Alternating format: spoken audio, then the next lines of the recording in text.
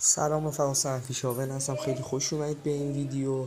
امروز اومدم 7 نوع نژاد گوپی بهتون معرفی کنم که واسه آکواریوم‌های پلنت و اینجور چیزا واقعا خیلی فوق العاده است. حتما نگهداری کنید. خب بریم معرفی کنیم این 7 نژادو. نژاد اول نژاد کوی هستش. نژاد کوی نسبت به گوپی های دیگه خیلی درشتر و بزرگتره و زیبایی بسیار خوبی داره. گوپی شماره 2 بلوگرسه. بلوگرس کاملا آبیه و توی بدنش خالهای مشکی مانند داره، هم تو بدنش و هم تو دومش.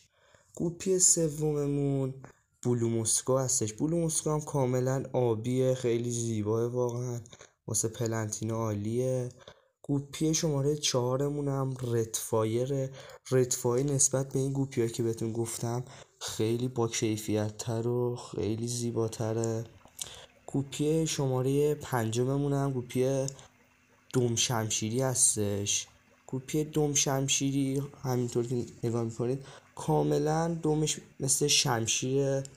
و گوپی شماره 6مون گوپی فول بلک هستش که خیلی هاتون فکر کنم نگهداری بکنیدش، کاملا مشکی و خیلی خفن.